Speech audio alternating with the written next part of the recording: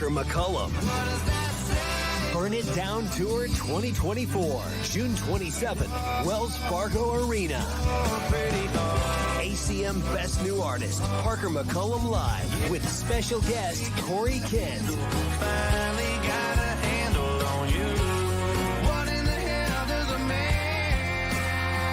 On sale now at iowaeventcenter.com. Parker McCullum Live.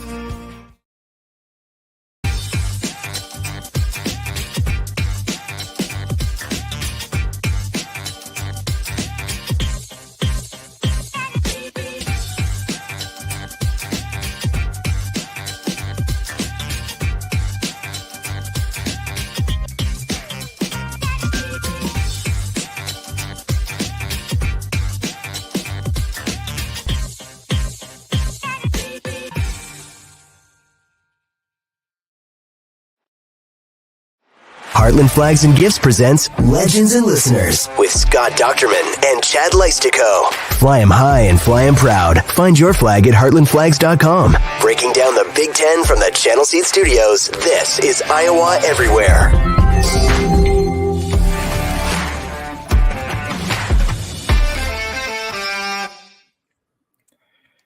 Hey, Hawkeye fans, Big Ten fans, and Iowans everywhere. Welcome into episode 40 of Legends and Listeners, coming to you, as always, from the Channel Seed Studios on the Iowa Everywhere Network.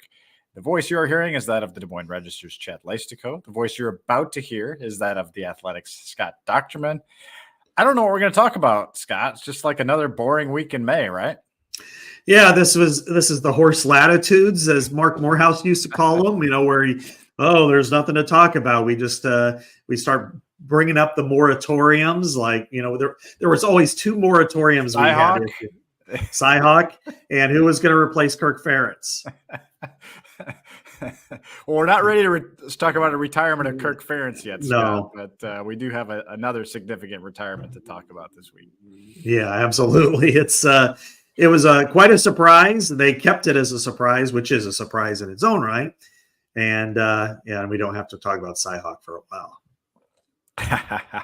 Well, a lot of good football conversation later in the show, but obviously, first and foremost, we need to discuss the major news of the week. Since you already kind of know the basics of Lisa Bluder retiring abruptly somewhat on Monday, 3:30 p.m., Jensen becoming Iowa's new women's basketball coach, we're going to try to explore maybe some conversations that you haven't heard as much yet. We had a chance, obviously, to attend Wednesday's presser with Jensen. Scott and I were in Polk County. I think it was Polk. I think we were barely in Polk County Tuesday night with Lisa Bluder, which was great because that's the only interview she's pretty much going to do. But I guess first off, Scott, one thing I thought that you and I would be good at discussing, especially you. I'm going to tee it up for you here. But listening to Beth Getz talk on Wednesday and Bluder talk on Tuesday, I came away with this with an appreciation of the process from the moment that Beth heard about Lisa's bombshell, which was less than a week before the announcement, to the Monday announcement, to the presser on Wednesday. It was flawless execution, in my opinion. I don't know if that would have happened under previous administration, but this whether Jensen ends up being a home run hire or not, we don't know for sure. But you have to say this could have unfolded very poorly, and instead it unfolded incredibly smoothly for a program that has, for now, become a nationally recognized brand. So it had to be right, and I feel like they did it right. I'm in 1,000% agreement with you. I don't know if that makes for good radio or podcast, Chad, but I really agree with that. And here is why. Beth gets it. and it starts with Beth Getz, frankly, because as you said, previous administrations, I don't want to make it a bad deal especially because it'd be only speculation, but I can't imagine many other ADs doing it the right way that happened here. As going back to this conversation, last week is when Lisa Bluder decided that she was going to retire, and she walked into Beth's office, and Beth's like, you kind of know when people walk into the office, things happen that way. And at that point, there were, discussions of the next step, but the next step was she needs to figure out what she wants to do. Well, first of all, it's during a recruiting dead week. It was a moratorium from last Monday through Sunday. So you couldn't talk to anybody, your own signees, your commits. So can you imagine announcing Lisa Bluder will retire last Thursday? Or leaking. If it leaks Friday, let's say it leaks Friday. Exactly. If you something can't like that contact your own recruits until Monday. Exactly. And how difficult of it is that? You just, then they're left dancing in the wind and twisting in the wind and whatever, trying to find out what was going on. Then secondly, she has to figure out who's going to be the best coach for the Iowa Hawkeyes women's basketball program. And when we're looking at this program holistically, Chad, at a 20,000 foot view, you're looking at a program that sold out every single game at home. Yes, we know Caitlin Clark was there, and almost all of them on the road too. That's the Caitlin Clark effect. At home, yes, Caitlin Clark had a big impact on that, but not all of it, because the Iowa fans are very, very loyal when it comes to women's basketball. So if I would say outside of maybe 10 to 15 coaches, there would be heavy interest in Iowa. $1 million salary, sold out crowd, Big Ten conference money, prestige, brand, everything here. So she has to figure out what's the best situation for Iowa. But you also have Jan Jensen in there. And I think the process was flawless. The execution and who she chose, I think, is the choice I would make. That said, if it was the wrong choice in a couple of years from now, we can look back and say they should have done this, they should have done that. Fine, we can second guess that. But the process in itself, which I think is the right way to go, you couldn't have asked for a better end result. And yeah, as we I think discussed in one of our podcasts, my Hawk Central podcast this week, the university or Beth Getz had to request a waiver to kind of bypass the 14-day posting period. That's in some of our articles, like all the the quotes and all that stuff. But that had to happen. That had to be something she decided to do. Now, was it?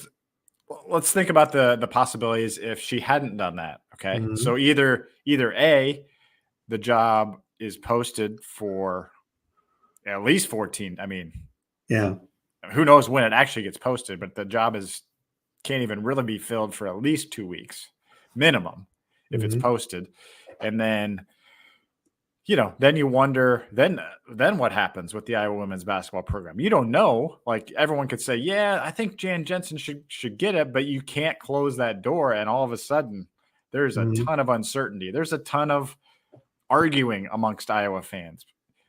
I mean, let's say if you're out there, Scott, and this had to be going through Beth Getz's mind. She said that she had some sleepless nights.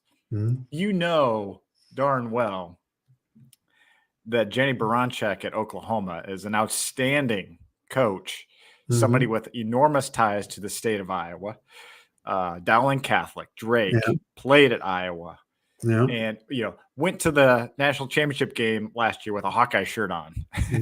I mean, would be a great hire, absolute great hire. But for this moment in time, like, what is the absolute best thing to do? Would it be to, hey, let's bring in Jenny Baranczyk, let's interview Jan Jensen, let's stew about it for 3 weeks. Maybe some other candidate comes in too. I don't know. That's what Beth Getz had to weigh. If this wasn't an easy decision, is what I'm saying. But she evaluated it. She was in a lot. We've seen her on the road all year, wherever we've been. She's there somehow. I don't know how she does it. But she talked about how she observed Jan in the locker rooms, how she coached the team, how she got along. While she's new somewhat to Iowa, she is smart enough to observe a person like that has such a positive impact. So I guess what I'm saying is, like, that it wasn't as easy as just, okay, name Jensen.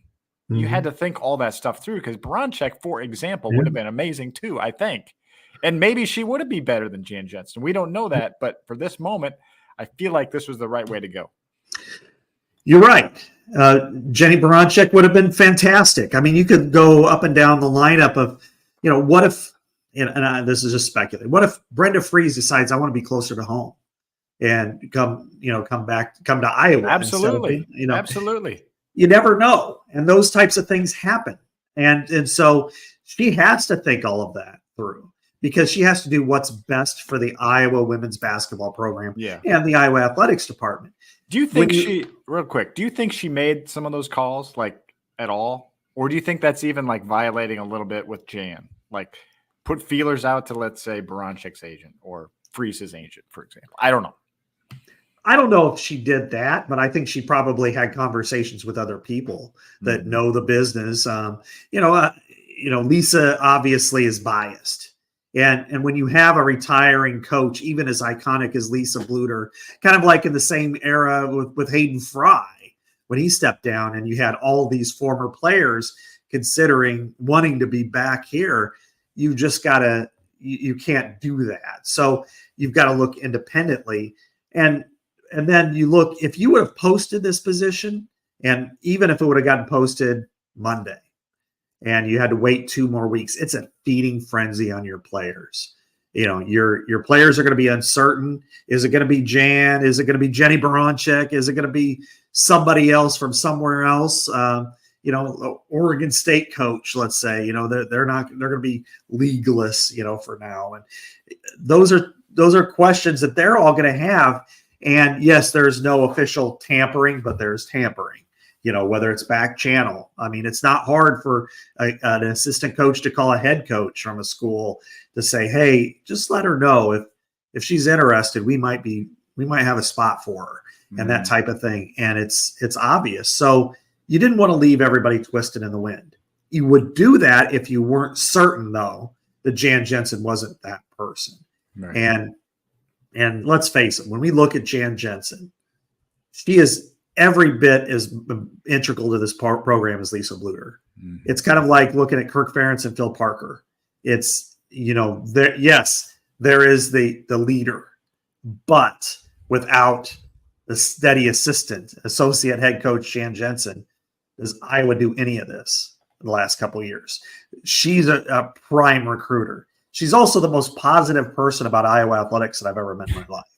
I mean, she goes to all the events. She'll go to field hockey. She'll go to football. She'll go to men's basketball. She'll go to baseball, and she'll cheer and tweet about it and everything else. And I mean, her handle is Go Iowa. Exactly. So, yeah. So she's from the state. Yeah. Right. So, and everyone loves her. Everyone loves her. Oh yeah. I've never met anybody who, she's one of those people, Chad, that if somebody said, I don't like her, it's like, it's your fault. Right. It's not her fault, Exactly. But I guess that's the mental challenge for somebody like Beth Getz is, if I open this up, and look at everybody, how does this balance with, what could happen? And it could be catastrophic. I mean, you could have a couple players decide to leave at that point because they're uncertain. And then the new coach comes in, and then the new coach may want to bring in players. And then, then you have all this dynamic, and maybe they want to change the level of play. So it is a clear baton handoff to Jan. But I think she did her due diligence, at least thinking about it the right way. And again, we won't know the final outcome. And let's face it, even with Lisa, would Iowa go to another national title game? We don't know that. They hadn't been to one before the last 2 years, right. And they'll never have a player like Caitlin Clark again. But so I don't think it's fair to judge Jan's success or failures in the future based upon this scale of, did you make the national title game? But I think being very competitive in the Big Ten is part of that. And so I think the process was fantastic. The delivery was great. I think the right decision was made because nobody's panning it. Players are all in. That's a miracle in its own. That's huge. Yeah. Right. And then ultimately, the coaches will stay. I mean, Abby Emmert, Stamp, she was one. Actually, I was talking to a couple of people that, because I expected Lisa to stay several more years, and I wasn't sure that Jan wanted to be the head coach. And I'm like, Abby is somebody that I would look at as a future head coach. So for her to stay is just a huge lift for this program. Well, finally this weekend, Scott, my family and I might get to go camping, which is awesome. And if you are going outdoors this weekend or need a fresh American flag for Memorial Day next weekend, make sure to visit our wonderful friends at Heartland Flags and Gifts, which carries nearly every sport, every team, and every flag. Not to mention has your stars and stripes needs covered. Visit Heartland Flags and Gifts online or at heartlandflags.com. or in store at 3719 Southwest 9th Street in Des Moines. I got ahead of myself there on the in-store thing. But visit in Des Moines. You could have stopped there, Scott, on your way to Des Moines on Tuesday. You could have pulled off at Heartland Flags. I know. I should have, to get a Cubs flag to go with my Bears flag. But one last thing on what you just talked about, and then I wanted to go to the next topic here. But if let's say, absolutely, when you think it all through, like we just talked it through, it was 100% the right decision. She may not be as good as the absolute best coach you could have got, but maybe she is. And the only thing Jan doesn't have is head coaching experience. Otherwise, she is an absolute perfect fit on every level. And the fact that she kept everybody, if this twisted in the wind, third party could because once your coach retires 30 days, anybody can enter the portal. Who's to say like a Taylor McCabe doesn't get approached by another Big 10 school or Big 12 school and say, hey, we've got, $150,000 here. Like, you don't know what's happened. You can be certain here. There's so much that can happen today. Like you can't take that risk, and Beth didn't. All right. What was the most interesting thing you heard Wednesday, Scott, from Jan Jensen? That was a very, very thorough press conference, I felt like. What was the most interesting thing you heard? I would probably go with, we knew that she'd been approached in the past about head coaching opportunities. We didn't know necessarily the number. And the fact that she said that there were double-digit opportunities and a couple that really tempted her, I thought was fascinating because, you just don't know. I mean, kind of like with Phil Parker, we do know that he's been tempted to go be in D.C. somewhere else in the SEC and make more money and what have you. But in this case, you just didn't know. And I think the fact that she allowed that to come out and still to stay, I mean, we've known Jan. She's wide open personality. She'll tell you a lot of things. She'll talk for a long time, and that's great. And she's all Iowa as far as a human being goes. I mean, she's from Kimballton, played at Elkhorn Kimballton, led the country in scoring as a high school senior in one of the later 6-on-6 eras, and then led the country in scoring when she played for Lisa her senior year at Drake. So I found the scoring part of things and the fact that she was willing to let out a couple of things that she's going to do differently. That's what I was going to say. So I'll go ahead. Go ahead. I'll hand you the baton on that one. Yeah, no, I'm glad you pointed out that because you're right. That was interesting. And I think it was my question, but it was like it was deep into the answer when she kind of got to this part, but she was like, Raina's been wanting to full court press everybody. We've never done that. Like, that sounds pretty cool. And she's like, I've got some sets that have been vetoed for years and years. And now I've got the veto power where I've got, what do you call it? The presidential pen. Yeah. Exactly. So she can sign some of this stuff into law, but she did point out offense is still going to be key. All the things you love about Iowa women's basketball are going to remain, the high pace, scoring, she's an outstanding coach, as we know in the Post. She can coach the offense just as well as, she's probably she has coached the offense in part with Lisa for 32 years. So I thought it was just fun to hear her. You could tell she got excited when talking about like putting her own stamp on the program. So I thought that was cool. I'm glad she allowed herself to say that. Lisa's right there. She's like, I want to do things my way just a little bit here, not in a, while keeping all the good, everything that you love about Iowa women's basketball. So I thought it was great messaging, and I don't think she like plans any of this stuff. It's just who she is. She's honest, and she It was pretty funny, actually. Yeah, I agree because she's, and none of this is to tweak Lisa or change things because they're great friends. And one thing about Lisa is she's borderline egoless. That she really has never had a problem with that. In fact, here's a little funny anecdote. Last night, after we all met with her and at the Polk County Eye Club, and I was talking to her on the side for a little bit, and I asked her if she was going to go to the press conference, and she said she was, but she's like, I just don't want to be a focal part of it. I don't want people coming up to me. She's like, so what do you think I should do? She asked me her opinion. I'm like, you're the iconic coach here, and so she kind of said, well, all right, maybe I'll just come in. And I said, everybody is going to come after you, Lisa. If you were there. That's just the way it is. And, so you might want to come in as late as possible. She's like, okay, I'm going to come in like 1 minute before, and then I'm going to leave like 2 minutes before she leaves, so that's kind of the way she is. Yeah. That's her personality. She doesn't want attention for this. Yeah. And I wouldn't say she was reluctant on Tuesday night to do that interview, but that's about all she's going to do for a while. Yeah. So, and it's kind of odd. You don't see that a lot. You don't see, like Coach K, has the recliner chair tour, or whatever, like the last year tour, like this. There isn't any big farewell for Lisa. She doesn't want that.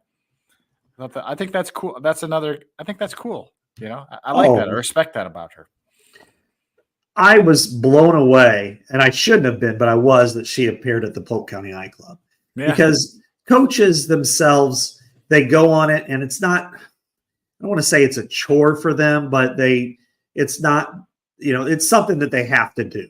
But it's a chore for them sometimes. It is, it was, especially when they used to crisscross the state, multiple times a week. They'd have one on a Tuesday and then a Thursday, and they'd be, the black team and the gold team. And then they would go, all right, we're flying to Sioux City tonight and all this kind of stuff. They don't have to do that anymore. But, I thought, I was laughing as soon as she retired. When I was thinking about it, I'm like, she doesn't have to go to Des Moines tomorrow. What are they going to do? And then all of a sudden, oh no, she's going to come. And she's like, oh yeah, I already said I was going to come. So I'm going to come. These people are coming. Who does that?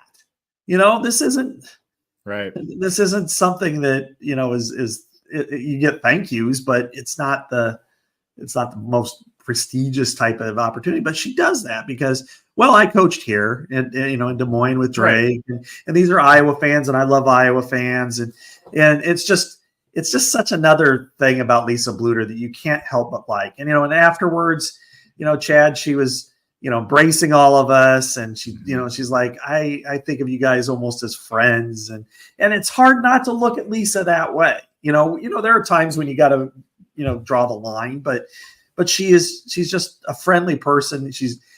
Jan always had the best description. She goes, everybody thinks they can have a cup of coffee with Lisa Bluder. And that's the way I've always thought of her too. And she'll be like the consigliere, she'll be, of Iowa women's basketball, and, hang around and all that. But, now she gets a chance to do her thing, go. Her son's playing Division III basketball at Grinnell. Now she gets to watch him play and go travel. She wants to go to Alaska. I think that's really neat.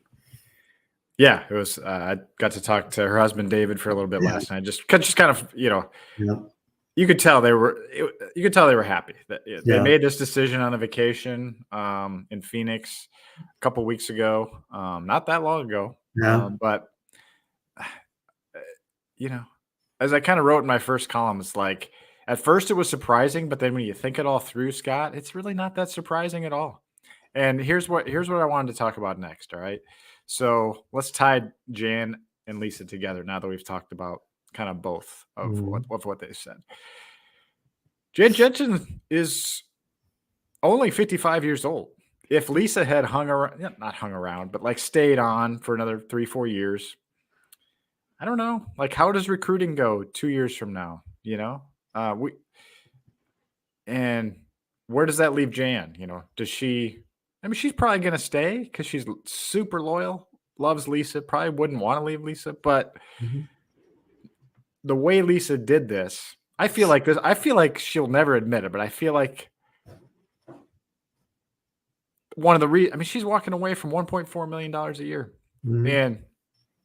and probably more actually after the bonuses kick in or whatever but now she gives her best friend a chance now for 10 years at least, like Mhm. a good 10-year run. I just think it's very giving of Lisa Bluder. What do you think? Like, it feels like Jan Jensen now has like a full runway, Scott, to really take this thing wherever she wants to go. It isn't like handed off like Bill Guthridge to the finish line after Dean Mhm. Smith. Like, it's like you got a long time here. And Jan talked about on Wednesday, like the contract isn't finalized, but she's kind of planning like a longer term contract. Yeah. So I think there's a lot of possibilities here between NIL, recruiting. Like Mhm. now, Chad Greenway's daughter knows Yeah. exactly who's going to be here for 7-10 years. You know, all these big time recruits that are really coming into the fold and very possible for Iowa in the coming years. And this again goes to the selfless nature of Lisa Bluder, because she entered the stage where lifetime contract territory. She could have stayed as long as she wanted. And it's hard, again, you start at the top, which is it's very hard to replicate the success you had with Caitlin Clark. She was an iconic figure in her own right, maybe the best women's basketball player of all time, and took Iowa to heights that is pretty unattainable, or at least it looks that way. So anything that Lisa did from here on out, I mean, maybe she'd have in the next 5 years, let's say 2 Sweet 16 teams, and that's probably fair. Okay. But, instead she handed this off to her best friend, to her basically basketball life partner in Jan Jensen, and gave her enough time to build it the way she wants to build it and extend it the way she wants to extend it. And Iowa is at its pinnacle right now. Iowa is a hot program. It's got a base. It's got great players here. It's got great players coming in. They've got great recruits. 4 out of the top 100 in this incoming class, plus others, right on the cusp there. Yeah, So Lucy Olson, yeah, Lucy Olson coming in, and then you look at Addie Deal, you look at whether they can get Madden Greenway or not, and so it's selfless because who wouldn't want to coach these great players, but instead handed it off, allowing Jan to run with it at the most opportune time. So now she can take it to maybe a different level because who knows? Sometimes it's easy to get a little comfortable at a certain level. And that doesn't mean that Lisa would, but just saying that. Yeah, I don't think she was, but you're right. Yeah. But now Jan has that opportunity to be the hard charger. Mm-hmm. I want to make my impact. And here we're all going to make it together. They're going to get a new assistant coach who knows what you'll get there. And I think so it's the perfect time for the program. And again, when you look at Lisa Bluder and the selflessness that she did here, yeah, I mean, who wants to walk away from $1.4 million? No kidding. Who wants to walk away from the third leading scorer? You lose the first number one, but now you get number 3 coming in, and you get these really good young people. You got Addie Deal, like you said, yeah, and in your class in another year. So it's the best time. It's one of those that you just almost can't plan for because people get in the way. Mm-hmm. I mean, and this isn't a case where there's an apathetic fan base and a coach making close to $4 million and players going to the NBA and hitting the transfer portal. There's nothing like that. With the women, you're in good shape.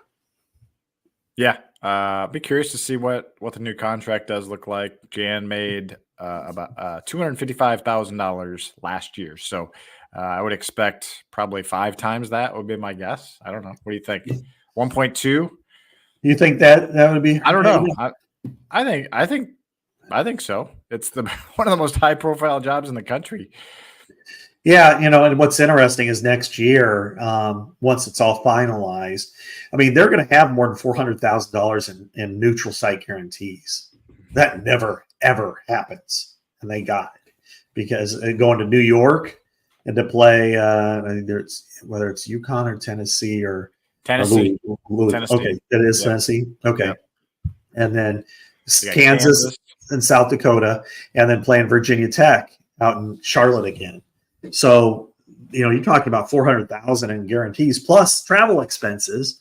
This is a program that's on the cusp of making money, which is, this was a program that consistently loses the most money because you get to spend it at the same rate basically as the men, but you don't have the media rights deal, which is unfair and unfortunate. So, it's fascinating. Yeah, last thing with Jan to kind of finish this off, and I know we want to get to football here, Scott, but I'm very curious to see. We'll have to see future interviews, however, but like, how big does she go with NIL? Like, I know that Lisa did not embrace that as much as I know, and who knows if she didn't talk about that being a reason, but I just wonder if that becomes, I wonder how much she's going to embrace it, I guess. It felt like to me in one of her answers on Wednesday that she was embracing it. That's what I sensed, like in a bigger way. Because you're going to have to. And Iowa has the fan, like, as much as, I don't know if they're ever going to have like fans chip in for like 130 football players, like at a real high level. I just don't know. Right now, men's basketball, they're not going to get that. Women's basketball, people will pay. I feel it. I feel like that they would. Donors would. Because this team just resonates, and I feel like it could be an NIL gold mine, at Iowa. I feel like it's possible if the right coach goes all in on it. Just just look how much people love Kate Martin. Yeah, Gabby Marshall, Molly Davis, Hannah Stolke, Sydney Folter. They love them so much. Like, and that's what you want. If you're going to give money to players, those are the players you want to give them to. They're going to be here 4 years. Sure. Like it's different. Mm-hmm. And you only have to pay 13 of them or 15 of them. 15 of them. Well, that also depends on the House case and the Carter case because that could get settled. That could get settled very quickly, maybe in the next few weeks. But the opportunities are there. I mean, what that will do, I'll veer just in a little way here, is bring in basically the collectives under the athletics department, but allow for private NIL, which will still be a major factor. Absolutely. Instead of the fake collectives, which now are, that's what one person called it I talked to. But this would allow for the Caitlin Clark deals, Nike and all that. But also, we have in North Liberty, there's a heating and plumbing company that had Sydney Falter and Kylie Feuerbach taking shots and then talking about it. And that's what it's all meant to be anyway in the very beginning. But no, I think they can embrace it. I think they can step it up. Iowa actually is in a better spot than probably everybody thinks it is when it comes to NIL. Looking at some of the numbers from some of the other competitors even, Iowa is better than everybody thinks it is. Mm-hmm. But it also has a way to go. I mean, I know like a couple of programs that have touted their money as being north of $10 million, that it's really it's about half of that. And so Iowa may look at it like, oh my God, they've got 3 times more money than we do. It's not really the case. So, and so I've had a lot of conversations about it, and it's kind of funny. But I tell you what, Chad, it's time to plant, grow, and love with Knoyer Garden Center. Knoyer Garden Center has the best annuals, perennials, hanging baskets, and so much more to bring the color and beauty of the season to your home. Shop the family-owned Knoyer Garden Center, where nearly everything they sell is locally grown too. 2 locations, Grimes near Toyota of Des Moines on Highway 141, and in Ankeny, right at the corner of Ora Labor and Ankeny Boulevard. Gift certificates are always available at KnoyerGardenCenter.com, and their Glass House Gift Market has a tremendous selection of great gifts and home accents to shop. So head to your local Knoyer Garden Center in the greater Des Moines area. Do you have the Life 360 app, Scott? Do you know what that is? Life 360. I know. Okay, it's like it's where you can kind of like fall, like if you have kids that are my kids' ages, you want to have that because you want to know where they are, basically. So like, so you could just see where your family members are, like if something were to happen or whatever. So anyway, like I noticed my wife the other day was at Conoyer Garden Center in Grimes because it is planting season. So I'm telling you, like I was telling you last week, she loves that place, and this is the time. So we thank them for sponsoring our show. Let's talk football, Scott. We got to be in Des Moines or West Des Moines together on Tuesday night. Kirk Ferentz was there. It was funny at the end of the Ferentz thing. It was like, one more question. And they're like, oh, Lisa Bluder's here. We're like, oh, we're fine. Let's go. It's like, all right, get the opening act out of here. Let's get Lisa Bluder in. But there was a lot of stuff to talk about, Scott. What do you want to talk about first? I think we have to start with quarterback. Yeah. I think quarterback is the signature. That's mainly the reason why I went, to be honest with you. Because last week, as we know, they landed Brendan Sullivan, former Northwestern starting quarterback in the portal. And because he's started, 8 games for the Wildcats, and he was 2-2 last year, 0-4 2 years ago when they were really a struggling team. It does bring into question, is this a competition, Chad, or is this more or less he's the backup? And I think Kirk answered it about what we expected, but also I think he brought clarity to it. So there's not going to be a question every single time we see him, which is Cade McNamara is the starting quarterback as long as he's healthy. They expect him to be healthy. Now, as we know, you get into August. Let's say Brendan Sullivan is clearly better. I would not be surprised to see Brendan Sullivan under center. However, with Kirk, he is so reluctant to pull the plug on a starting quarterback. It's the one position. I mean, like, why is that, you think? Why is that? It's really one that it's a leadership, and it's also, I think, the fear of you pull it, then you make it look like it's the quarterback's fault, and it's not everybody around him. And then you can't go back. You can't just say, well, I'm pulling. You can, though. I know, but that's the way he thinks, Okay. And it's not the way I think. I mean, and I'm not rash, I'm not like a knee-jerk, get him out of there kind of guy. But last couple of years, I've been that way a little bit more, whether it was with Spence a few times. I'm like, early in that South Dakota State and Iowa State game in 2022, I was like, ooh. And then last year with Deacon, I was like, just play a running back there, do something different, something else besides. Or a cornerback. Deacon. Yeah. You could put an offensive guard back there. You could find them. The Eagles draft. Yeah. You could put a guard there. You can find him at a gas station, Yeah. Anyway, that was a little wormhole. Didn't mean to go down there, but Cade he basically called him the incumbent. He's earned the incumbent status, and it's his job to hold. Ferentz said so. Yeah, he's not dismissing that Brendan Sullivan couldn't beat him out, but it's Cade's job to lose, is basically what he said. And yeah, I think we do expect Cade to be healthy, but then it's weird. I asked him, like, wow, he looked really healthy in that softball game or whatever. And then he's like, you expect him to be healthy, right? And he's like, well, he's, coming off 2 knee injuries. Like, it's not. And I was like, wait, is he not healthy? Yeah. I don't know. It was a weird answer. And then he started talking about Michael Penix and yeah. And he's like, yeah, but Michael Penix just, had 2 knee operations and just got drafted 8th. So yeah, I was trying to figure out what was the point here again? Yeah. Well, and he was like wondering if we saw why, how do we see it? Yeah. It's like, cause you guys post the pictures of it. That's why. And video. Yeah. And I can't think, other than basketball, I can't think of a worse sport for somebody coming off an ACL to play than softball. I mean, the lateral movement that's involved in that. And I mean, you can't even drop back in spring practice. How can you play softball?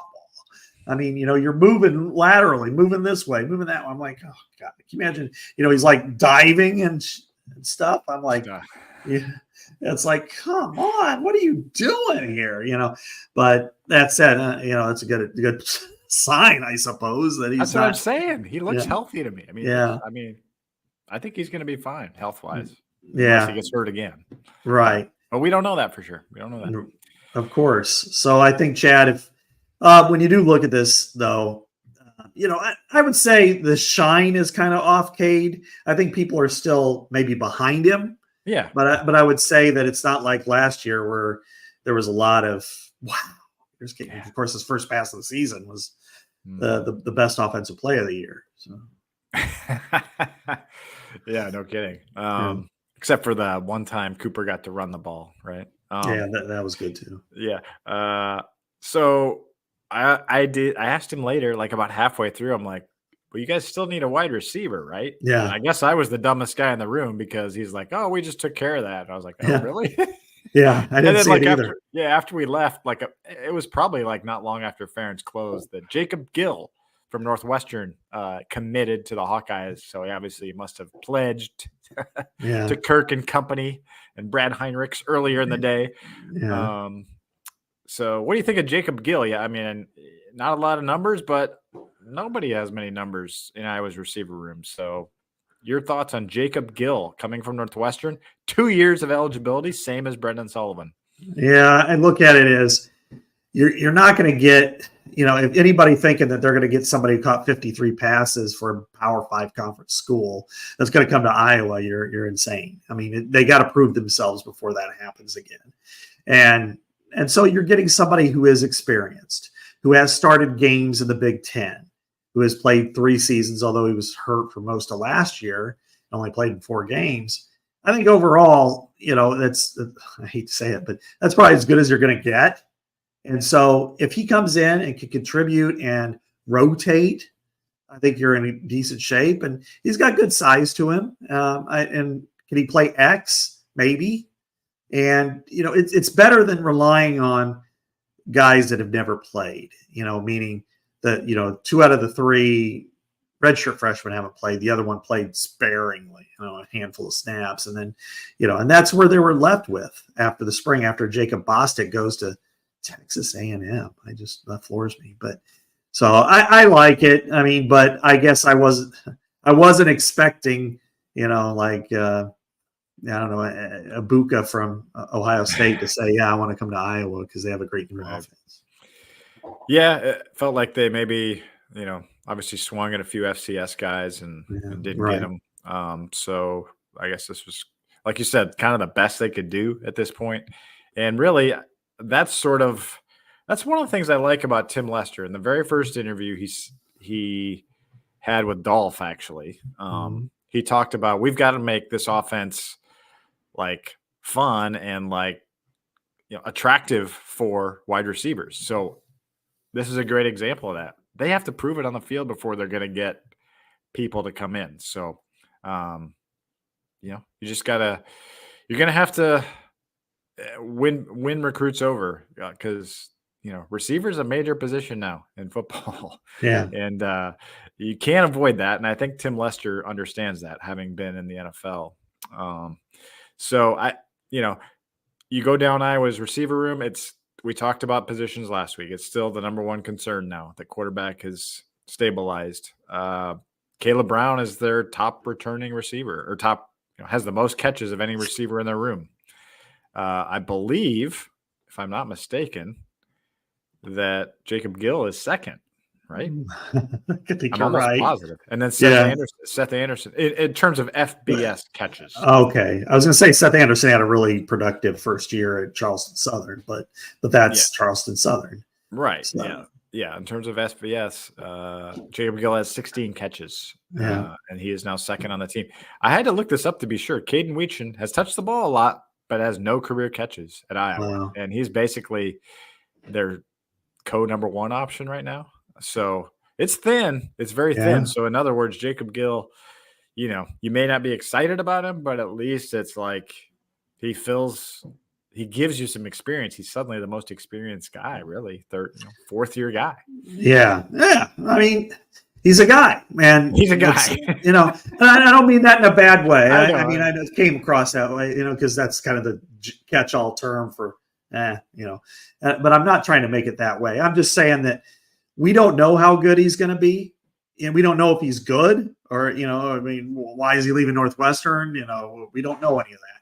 But I'll say this, that it's somebody in the room that can compete for snaps and potentially starting snaps. And they need that. He played in the Big Ten. He started games in the Big Ten. That's important. And when you look at that, and, we're talking about a unit the last 2 years, each year they totaled 76 catches by wide receivers each year. And those are the lowest numbers since 1982 for that unit. I mean, which is centuries ago in football parlance. And then you look at, but they're not that far removed from when it was a real weapon. And, in 2019, where they caught 169 passes. And that's when you had Brandon Smith and you had Amir Smith-Marset, and Nico was part of it, and Tyrone Tracy. And 3 of them have been in the NFL, So I think overall, they get it moving in the right direction. Catch 105 passes this year or something, and the tight ends are productive. And then they can go. And then if you have a younger one, elevate a Dayton Howard, a Jarrett Bowie, Reese Vandersee, somebody can be in the rotation and make some plays. Then it can kind of turn it. And then next year, maybe it's a better year. And then you can start recruiting off that, because they were able to recruit, Chad, off those receivers, Amir and Brandon, with guys like Keegan Johnson, who was legit. Yeah. Arlen Bruce, who was legit.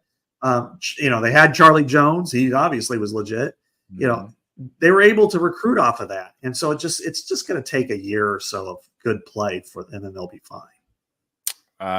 One more football topic. We're kind of going long here. So here's what I want to do. I want to do this one football topic, because this is the one where you really shine, Scott. Like, there's many you shine at.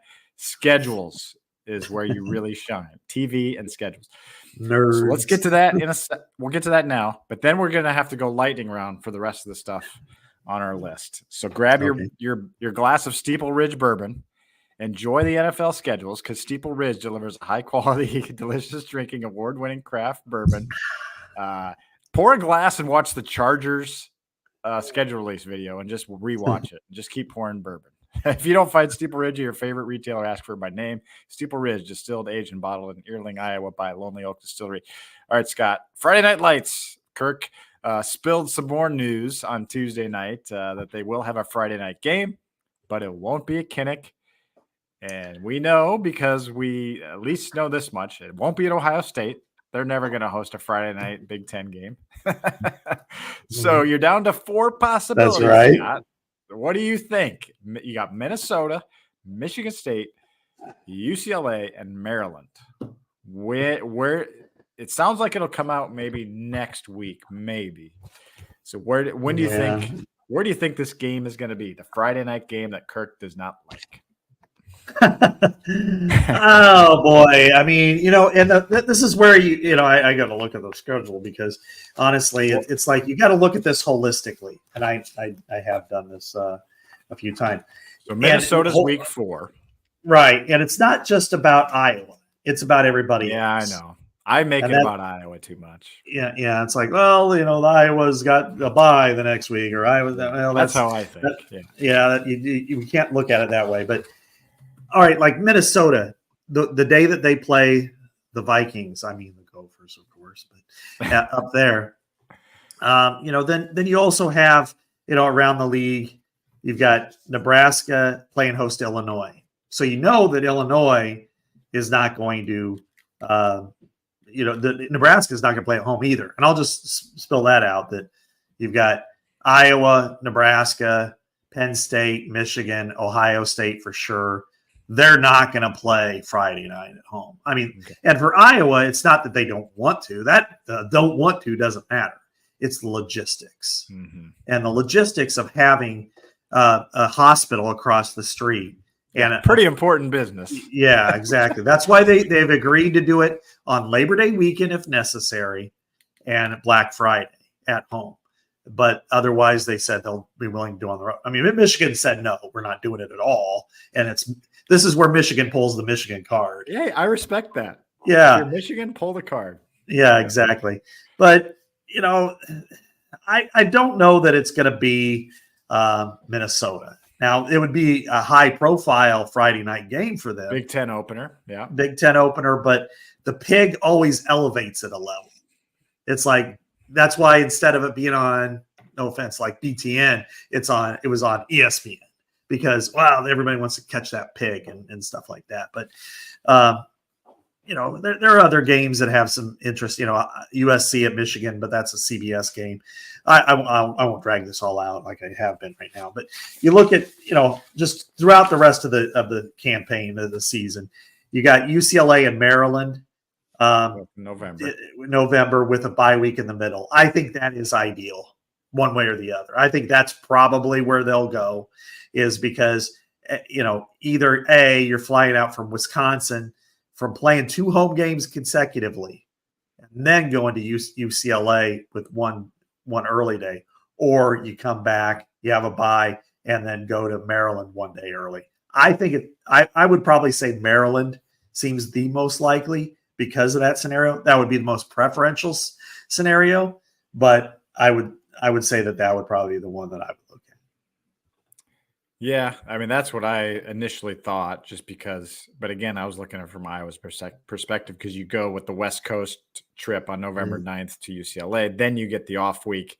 You can easily come back and play on a Friday. That's easy for Iowa. Yeah. And then if you look at Maryland's schedule, they're at home the week before against Rutgers. So they don't have some big crazy travel going on.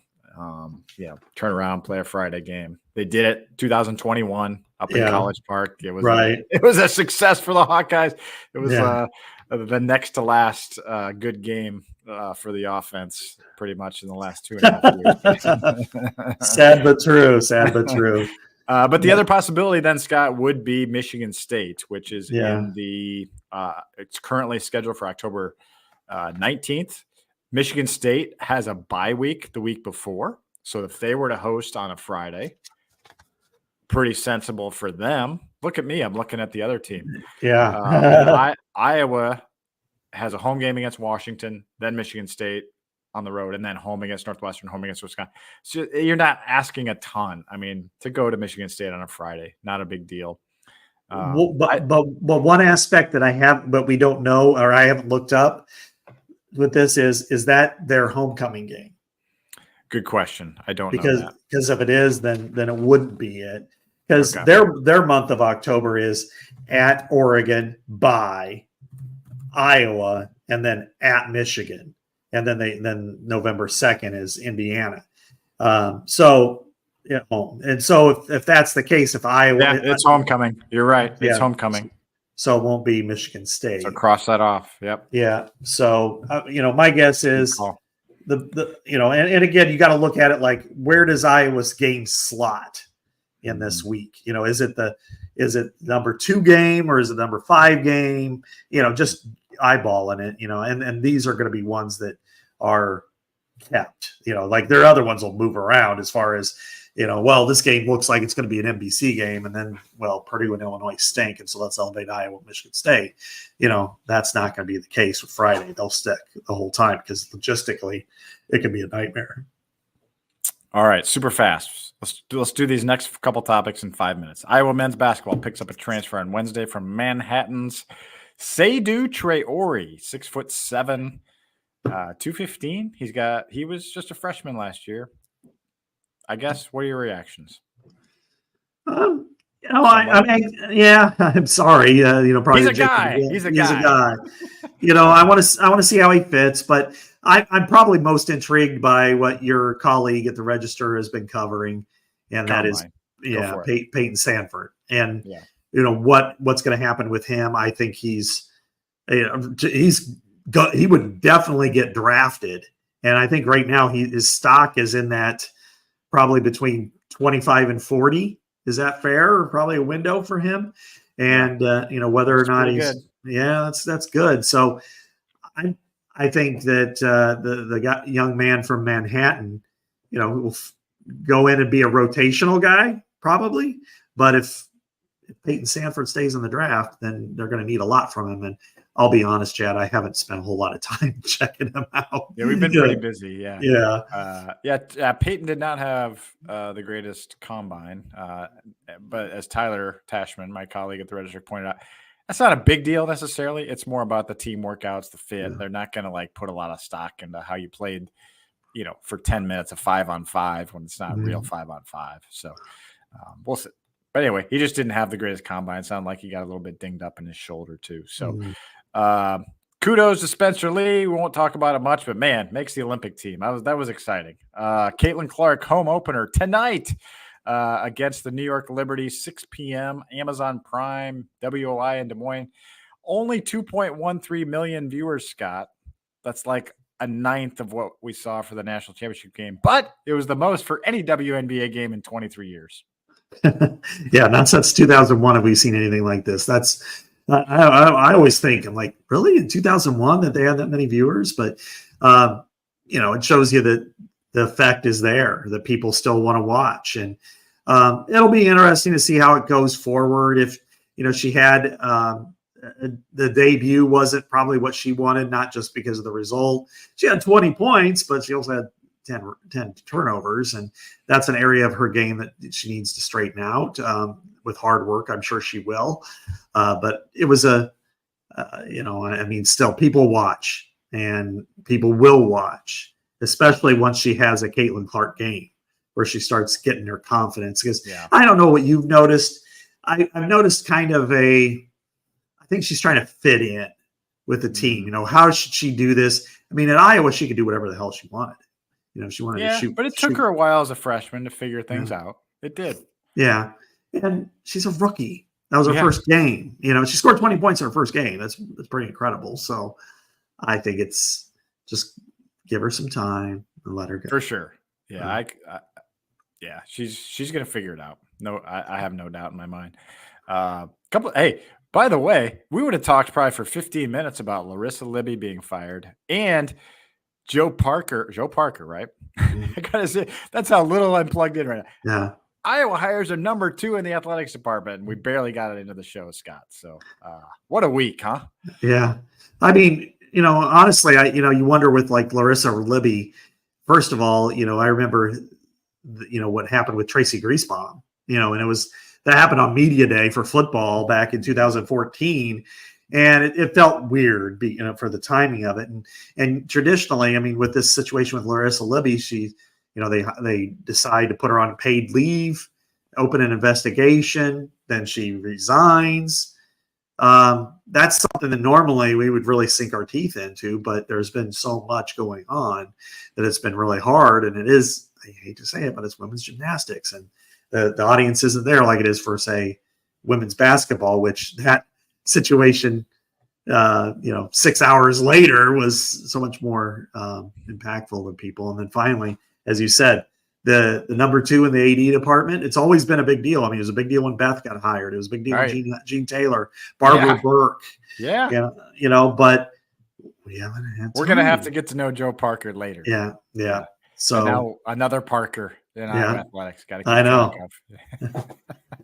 Yeah, and maybe B-Ray will hire Peter Parker or something. Yeah, Norm's nephew, right? We always get Norm Parker. Some TV announcer someday is going to say Phil Parker and Joe Parker related, just like they did with Norm and Phil. Yeah, right.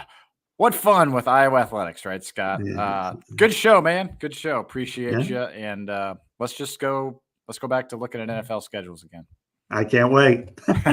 All right. For Scott Dochterman, this is Chad Leistikow. Thank you for joining us on Legends and Listeners on this Thursday from the Channel Seed Studios. Talk to you next week here on the Iowa